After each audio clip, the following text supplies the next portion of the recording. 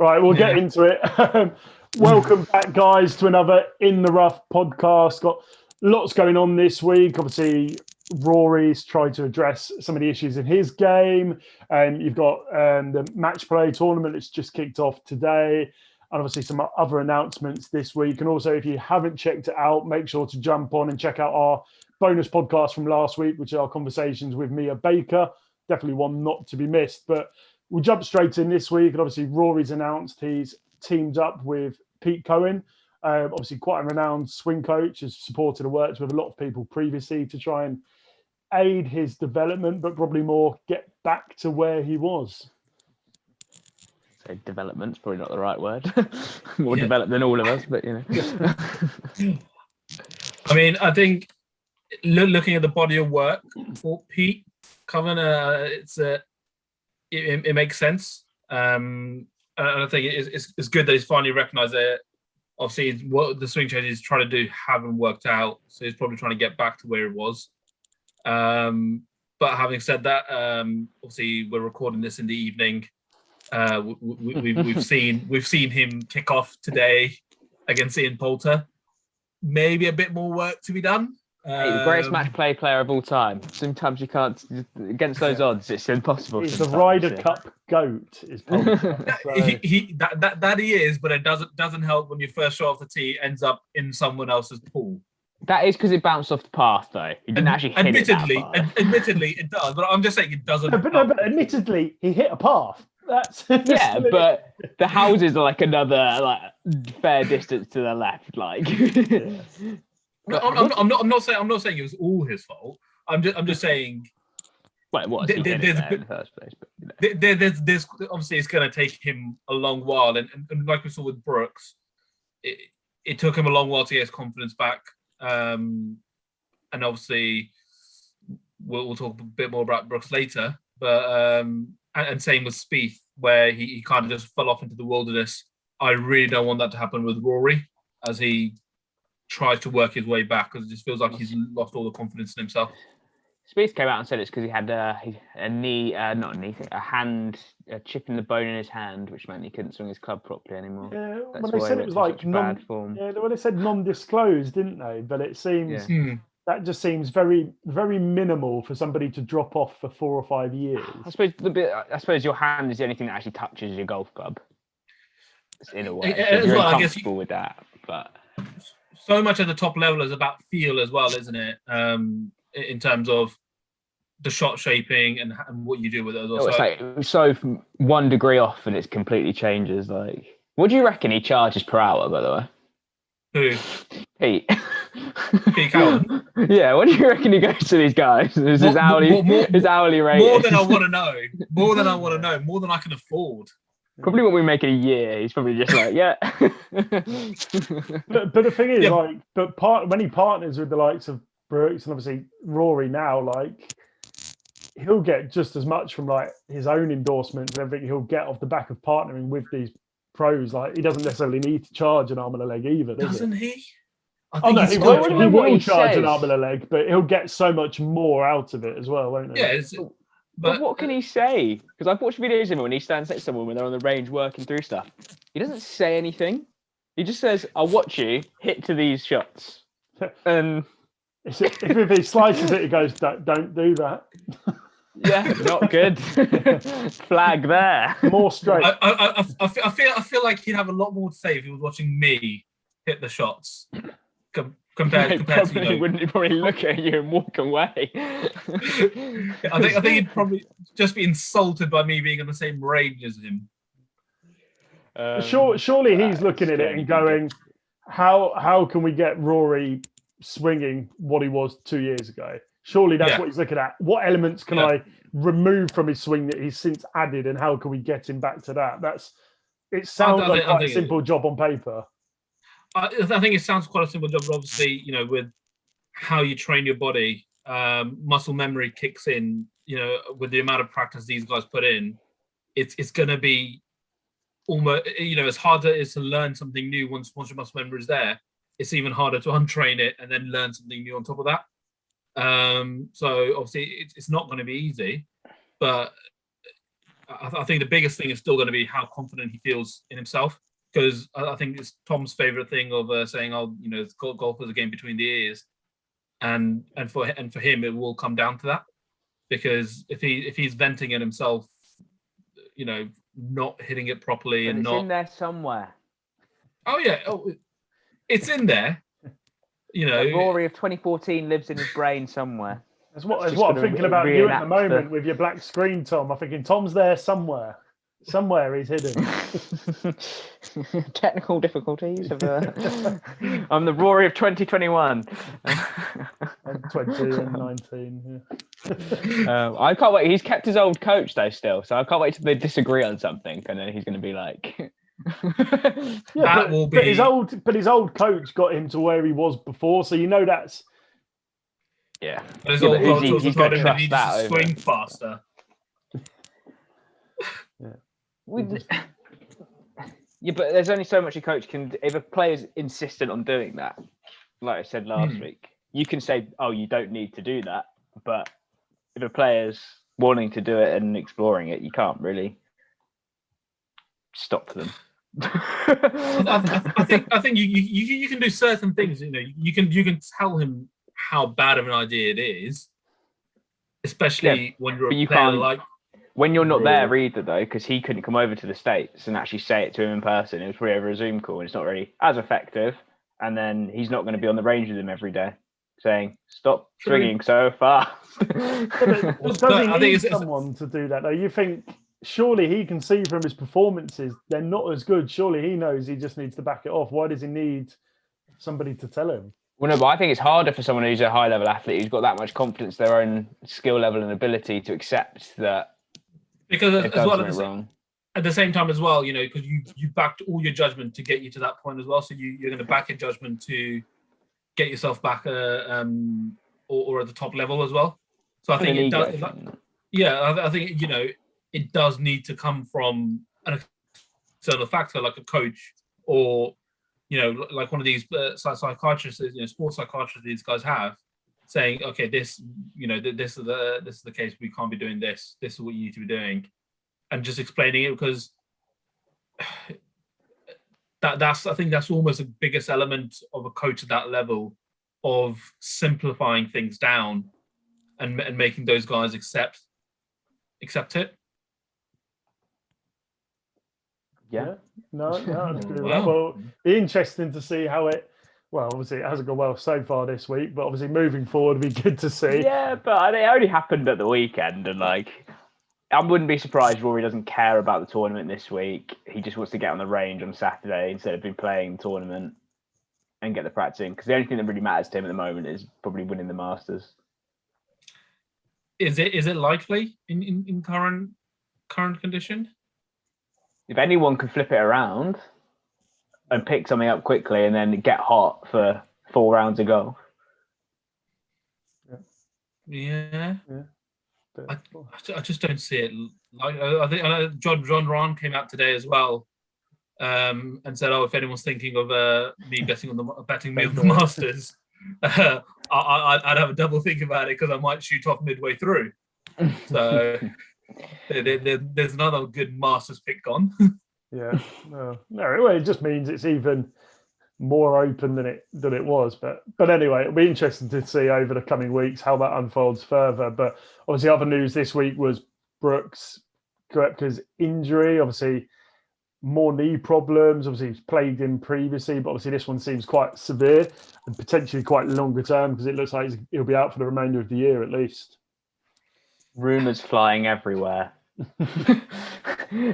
when I was looking up and reading on this, it was rumour mill everywhere. Everyone was like, it's the end of his career, 6 to 8 months, it's going to be 4 weeks and he'll be back, or 2 weeks and he'll be back for the Masters.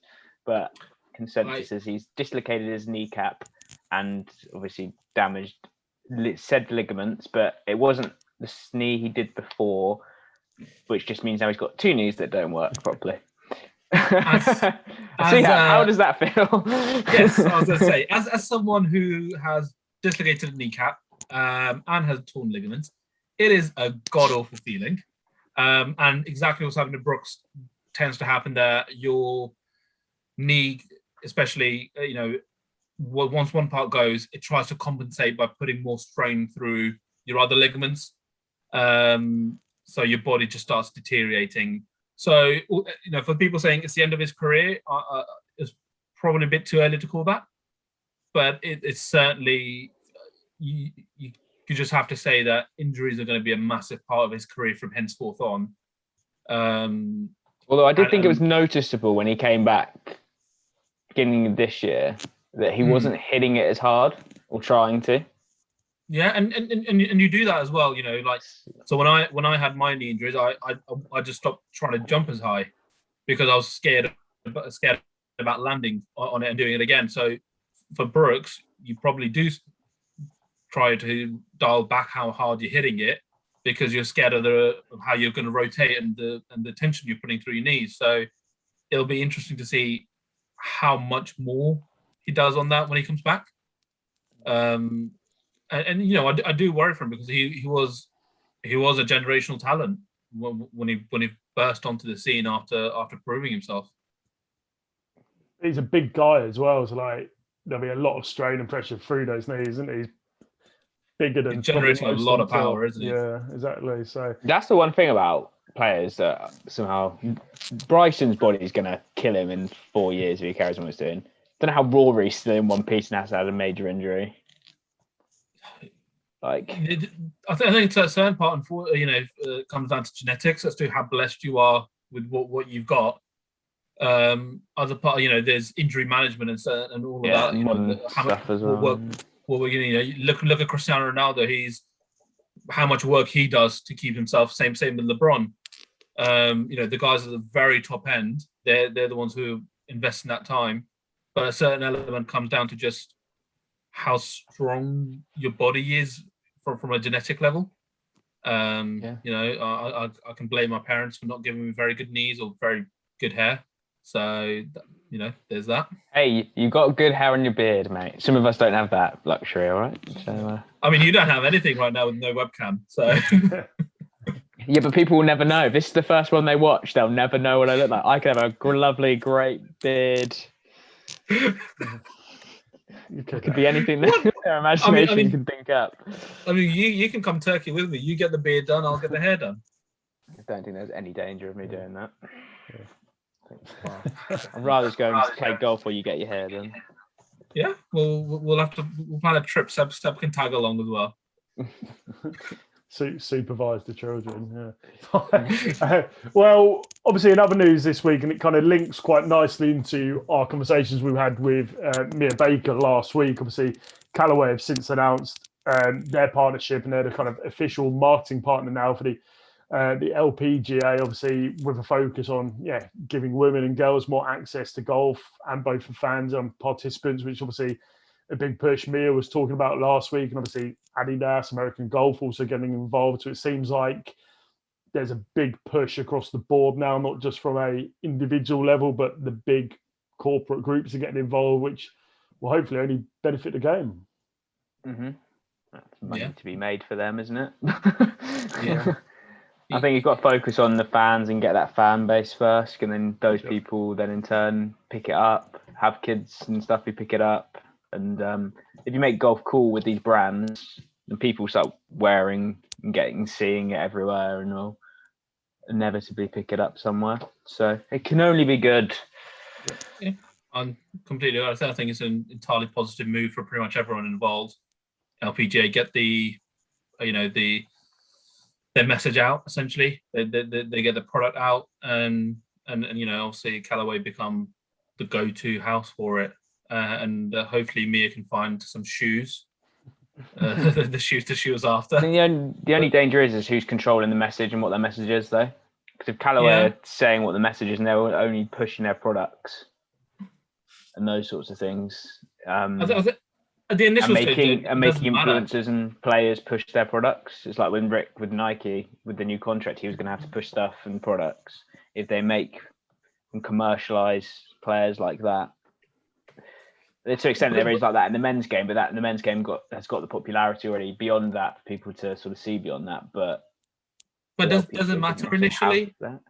Does it matter if yes, you're probably tying it up to a corporate branding, but the message is still getting out there in one form or another.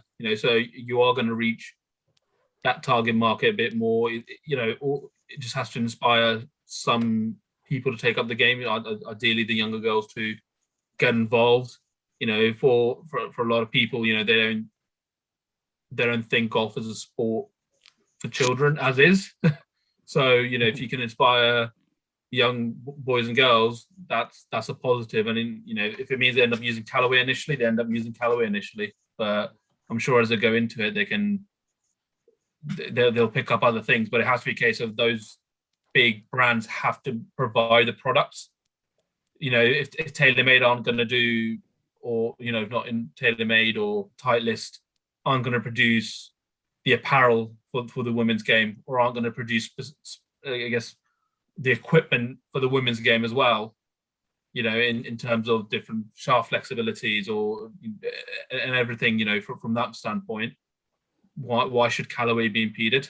So I think initially can only be a good thing. Yeah, I don't think more people doing it. I think even if it's all a slightly different message, as long as it's around women and golf, surely it can't be an issue how many people are doing it. But I think the thing that will take it to another level is when they get somebody or a key female golfer, they will actually market and campaign, because there isn't one standout that's the forefront of any particular brand. Obviously, there's the occasional one that jumps in, but it's not like they need a tiger. Golf.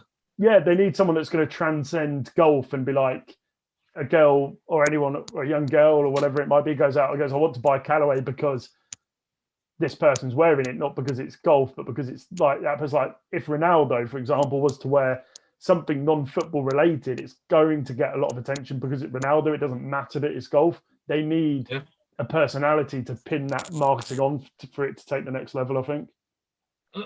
I don't think we're far away from that. I think golf is a sport where it's easier to see, because the way the competition is set up, there isn't the same sort of sexism that you find in other sports necessarily. Not to say obviously there aren't issues that need to be addressed, but it's a lot better in terms of the comments online as well. There's a lot more avenues, because when Tiger was coming through, it was just TV and men-dominated TV, the men's game. Whereas now you've got Instagram, you've got Twitter, you've got other avenues that can allow you to get someone to reach a lot more people and a lot more engage a younger audience as well.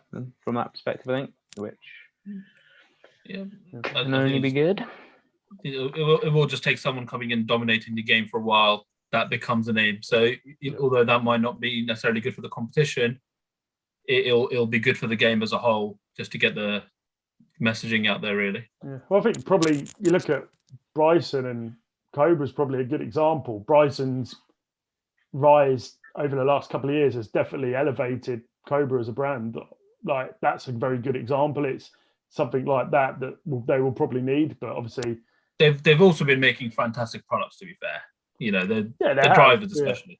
But having a spokesman like that, like, it's like Bryson wearing the Puma gear and the like Pumas. I think that's more evident, the Puma gear than the Cobra driver, because not everyone knows.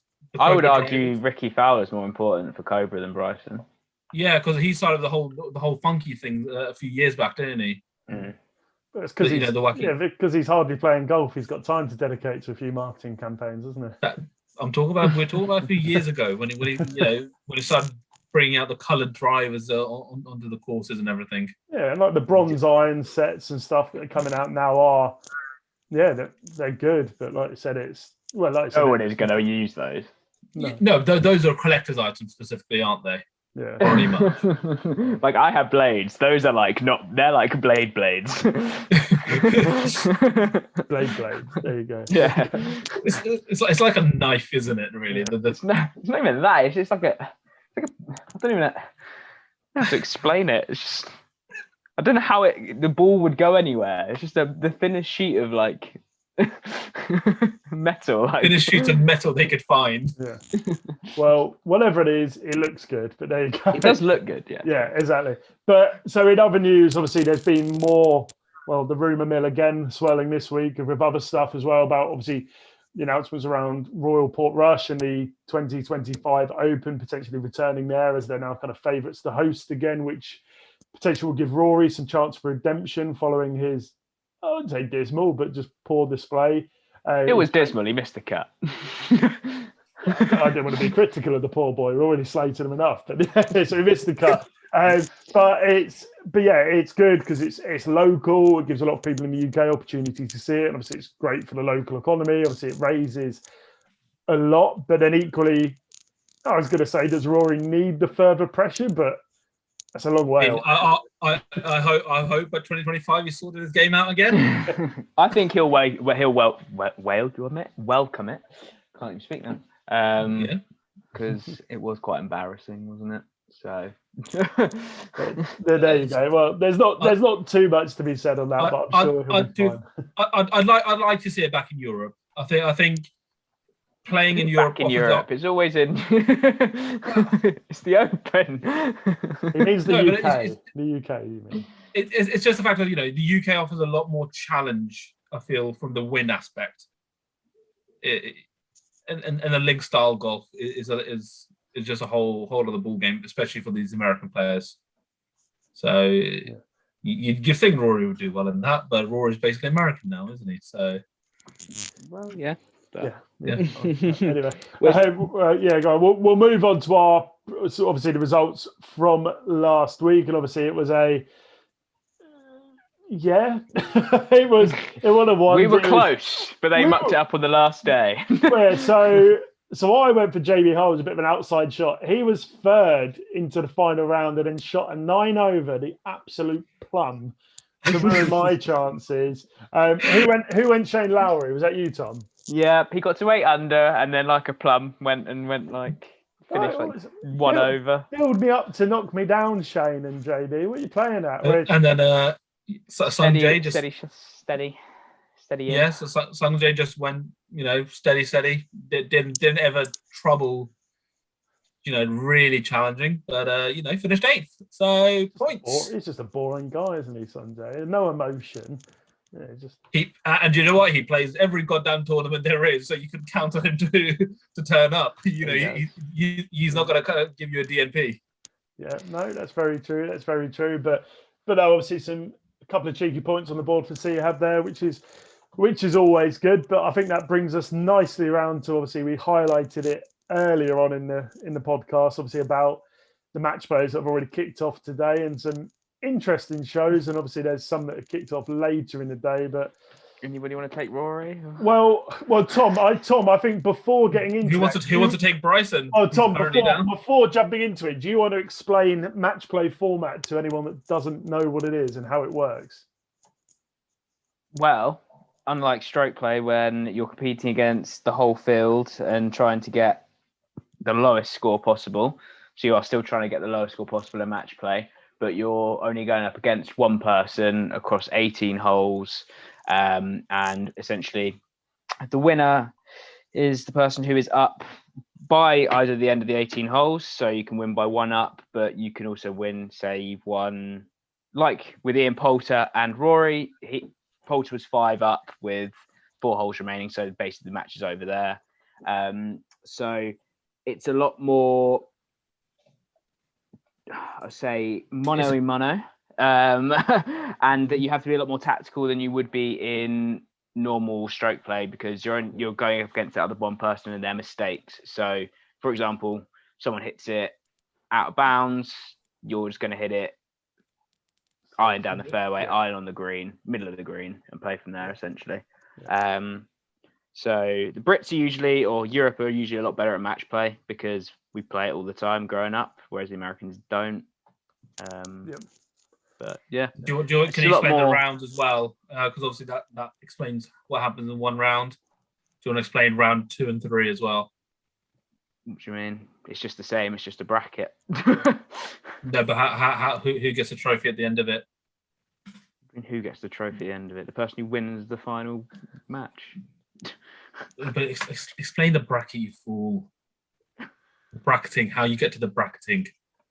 Okay, so what? So it's done by world rankings, and the groups are set with, I think, the top 16 seeds each have a group of 4, and then one person will go from each group, get through. Then they'll obviously be seeded from there based on seeding into quarterfinals, semi-finals, all the way to the final, and then whoever wins that final match Takes it. wins.